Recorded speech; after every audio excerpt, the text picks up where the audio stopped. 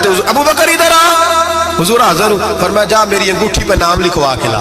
اس بات کی لذت سمجھو کہ حضور کام بھیج رہے ہیں۔ جناب صدیق اکبر نے انگوٹھی پکڑی، توجہ ہے میرے تو بات پہ؟ حضور نے فرمایا اس پہ نہ اللہ کا نام لکھوا کے لا۔ کس کا؟ صرف اللہ کا۔ حضور نے بھیجا۔ عقیدہ دیکھیں، اللہ کافی ہے، اس میں شک، لیکن جسے اللہ منوائے اسے بھی ماننا پڑے گا۔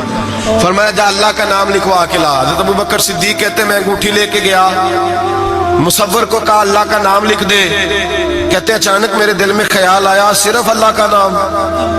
حضور کا حکم کیا ہے؟ کہتے ہیں میرے دل میں خیال آیا صرف اللہ کا نام۔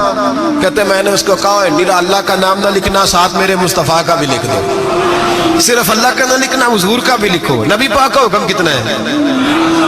اللہ کا ساتھ میرے نبی پاک کا بھی لکھو۔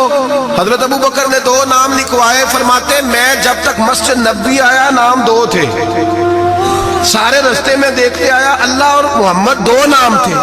جب مسجد نبوی میں انگوٹھی لا کے حضور کو پیش کی نا تو حضور نے فرمایا ادھر آنا۔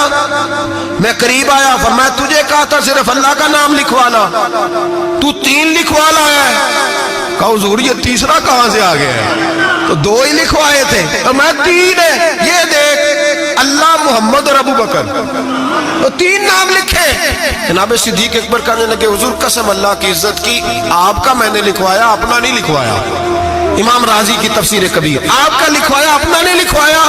اچانک حضور مسکرانے لگے، حضرت صدیق اکبر کا ماتھا چوما، سینے سے لگا لیا، نبی پاک کی آنکھوں میں آنسو، محبت کے آنسو۔ حضور کیا ہوا؟ فرمایا جبریل آ گئے ہیں اور آ کے کہتے ہیں یا رسول اللہ رب فرماتا ہے ابو بکر نے گوارا نہیں کیا کہ آپ کا نام میرے نام سے جدا ہو، اور اللہ نے گوارا نہیں کیا کہ آپ کے نام سے ابو بکر کا نام جدا ہو۔ یہ اللہ نے گوارا نہیں کیا، اللہ نے گوارا نہیں کیا۔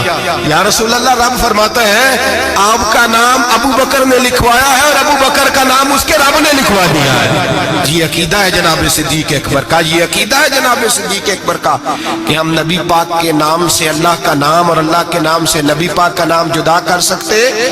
خدا کا ذکر کرے، ذکر مصطفیٰ نہ کرے، ہمارے منہ میں ہو ایسی زبان خدا نہ کرے۔ جناب صدیق اکبر نے عقیدہ دیا کہ میرے لیے اللہ اور اللہ کا رسول، صدیق کے لیے ہے خدا کا رسول۔ اور بس یاد رکھیں یہ نظریات، یہ افکار ہمیں حضرت ابو بکر صدیق دیتے